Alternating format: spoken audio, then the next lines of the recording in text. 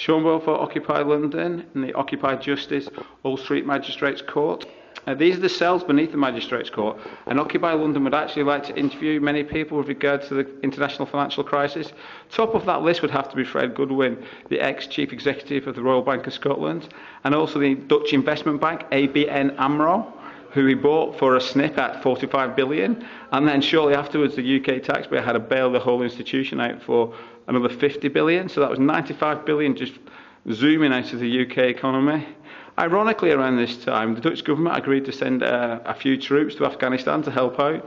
I think they sent something like 95 troops for about 95 days, so that's a bargain. 95 billion for 95 troops for 95 days. Next villain in the Rogues Gallery, Gordon Brown, dictatorial Chancellor of the Exchequer and then Prime Minister. His iron-like grip on the regulation of the banking industry in the United Kingdom went on for about 13 years. He's famously for saying a regulation with a light touch. Occupy London would like to interview him to know exactly what he meant by that. To me, regulation with a light touch means inadequate regulation, which led to this total financial meltdown we're experiencing. His buddy and cohort, Tony Blair, who led the UK into a war against Iraq and then subsequently received a non-executive directorship role with Morgan Stanley for $1 million for 12 days work a year. And that was to oversee and help out with the setting up of a new banking system within Iraq. So that's good money if you can get it. Across here, Corporation of the City of London constantly lobbying for minimum regulation so that its members can just fill the boots with other people's money. And here are two of the villains responsible for a loss of a lot of that money. Halifax Bank of Scotland. I don't know if you noticed the link. Bank of Scotland, Royal Bank of Scotland, Scottish egomaniac in charge of regulation.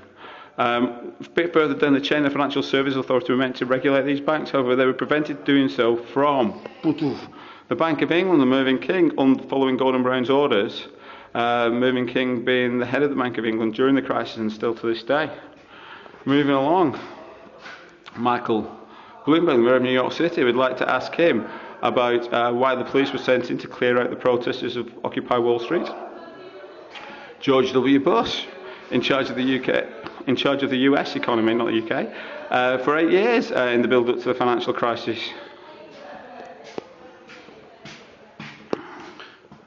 Here we've got what kicked off the international, essentially, Chernobyl of the financial world. Fannie Mae and Freddie Mac, the Ginger Rogers and Freddie Starr of our financial irregularities. The subprime mortgage toxic debt was just fed into the world financial system in a type of financial terrorism overseen by the Federal Reserve of the United States and implemented by gangs of financial criminal stroke terrorists in the name of JP Morgan, Merrill Lynch, Goldman Sachs and Morgan Stanley, who made an absolute fortune in the build-up to the financial crisis.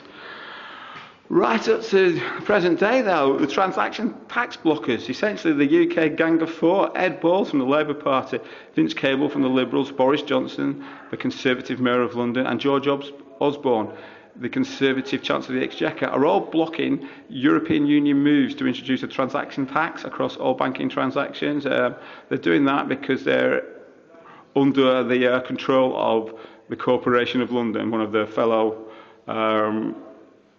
suspects. So essentially, the whole of the financial crisis, really what we need to discuss and look at is Anglo-Saxon Cheatonomics, which is really at the heart of the financial crisis.